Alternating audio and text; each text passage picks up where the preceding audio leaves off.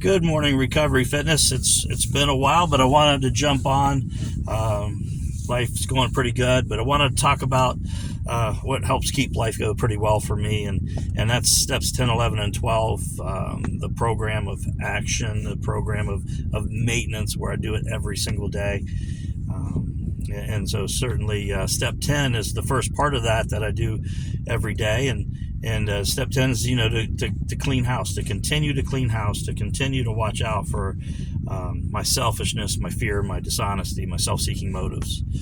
And they prop up, they're guaranteed to. I'm a human being and I'm imperfect and I'm working on myself and I got problems everywhere, right? So I'm working on making sure that I'm doing my best to stay spiritually fit.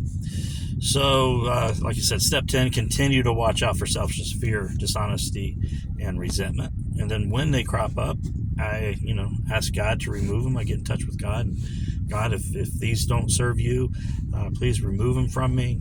I talk about them with another person in recovery, if I can, or at least someone. Tell them about, man, you're not going to believe the crazy thoughts I've had today, or the selfish thoughts I've had today. And, then I go making amends if I need to, if I've harmed anyone, if I've stepped on someone's toes or talked out of the side of my neck to someone, or if I was selfish and wasn't willing to do something to help, I'll go and make that amends. And then the most important part after, I talk to God, I think, which is the most important, but the most important part after that in step 10 for me is going out and helping somebody else. Because if I've been selfish or self-seeking or angry, I don't feel right. I don't feel well. And if I can go help another human being, it takes me right out of that. It takes me right into a place where I feel well, I feel whole, I feel joy in giving back to others. And so certainly, that's what's required of me each day to remain in recovery. And the big book talks about, being in the sunlight of the Spirit, and it's starting to happen in step 10 and the 10-step promises of sanity returning. And, in step 2, it said, came to believe that a power greater than ourselves could restore us to sanity. In step 10, it tells me that I'm starting to have sane reactions to drugs and alcohol and life as a whole. So that promise is coming true. It's called the 10-step promise. It says, if tempted, I recoil from a hot flame, as if from a hot flame, meaning, I know this is dangerous. I know something's going to hurt or burn me if I have these temptations. So it's imperative that I stay in 10, 11, and 12 so I know what to do. I have a normal intuition, a sane reaction. Because before, when I have these thoughts, I just say, well, I'm going to do it. It doesn't matter if it was harmful to me or harmful to other people. I was just going to go get my drugs, go get my alcohol, or I was just going to stay in these insane thoughts and ideas and treat people so poorly and treat myself poorly. It was just insanity all the way across the board. So step 10 promises sanity is going to start to return. But there's a lot of warning in step 10 too. Bill Wilson gives us the warning of, this is what happens with these miracles, these promises, so long as we stay in fit spiritual condition.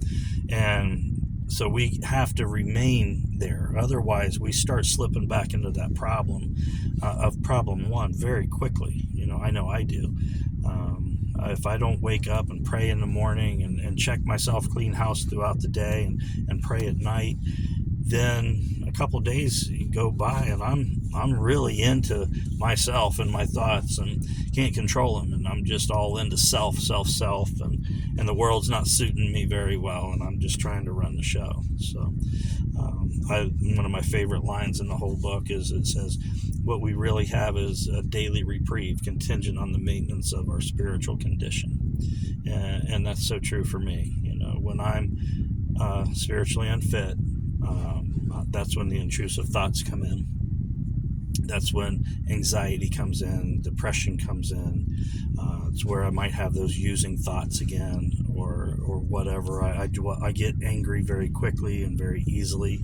If I'm not spiritually fit, I tend to, internalize and then pop off when things aren't going my way. And I know things aren't going my way.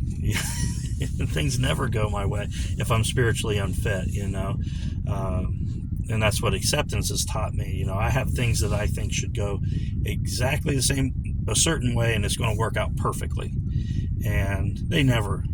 Life doesn't work like that, and so acceptance has taught me that I have to have the acceptance of that. But if I'm spiritually fit, I don't have to think so much about acceptance. I just can accept it, just a natural byproduct of staying in that maintenance of being happy, joyous, and free and fit spiritual condition, being connected to the source. So just wanted to jump on and share a little bit about step 10, or cleaning house.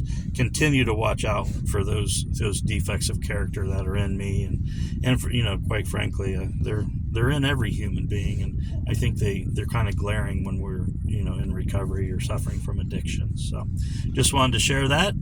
Hope you guys have a great day.